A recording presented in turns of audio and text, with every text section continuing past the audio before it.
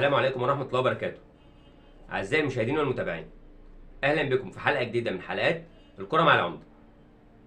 ناس كتير بيبقوا فاكرين إن لما يكون فرقة في مركز متقدم من جدول ترتيب الدوري بتلعب فرقة من فرق القاع يبقى ده ماتش سهل والتلاتة بونت مضمونين. طبعا ده اعتقاد خاطئ، أو على الأقل مش شرط إن الماتش يبقى سهل، لأن ببساطة فرق القاع بيكون ما عندهاش حاجة تبكي عليها، فبتنزل الملعب تموت نفسها قدام أي حد علشان لو معرفتش تكسب على الاقل تتعادل وتاخد نقطه، واللاعيبه تسوق نفسها من ناحيه تانية. انا ليه بقول الكلام ده؟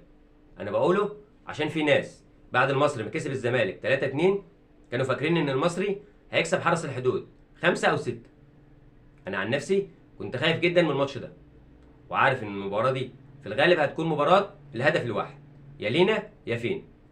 الحمد لله طلع لينا وكسبنا 1-0 عشان تستمر الانتصارات والطموحات في التقدم نحو المربع الذهبي اللي احنا فعلا نستحقه.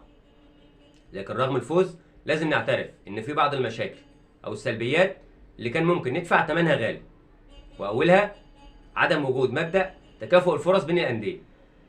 النادي المصري كان لسه بيلعب الزمالك يوم الثلاث، يقوم يلعب الجمعه مع الحدود.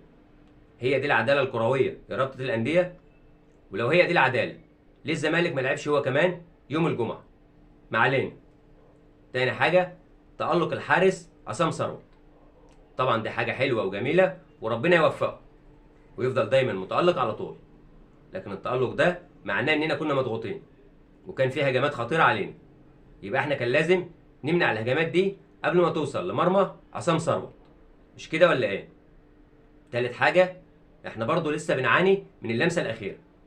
بنسجل أهداف حلوة وجميلة، بس برضو بنضيع أهداف سهلة، واحنا داخلين على مباريات في غاية الأهمية، وأولها الخميس الجاي مع المقاولين. يعني من الآخر كده الماتش ده تذكرة الدخول للمربع الذهبي. يبقى نركز بقى في كل كورة، لأن الهجمة اللي هتضيع ممكن جدا ندفع ثمنها غالي وما نعرفش نعوضها. في ختام حلقتنا أحب أشكر كل المشاهدين والمتابعين على ثقتهم فينا واهتمامهم بالمادة اللي بنقدمها، واللي بنتمنى دايما إنها تحظى بإعجابكم وتكون عند حسن ظنكم. إلى اللقاء في حلقة جديدة وانتصار جديد للنسر الأخضر إن شاء الله. ما تنسوش تعملوا لايك للفيديو واشتراك في القناة. دمتم في رعاية الله.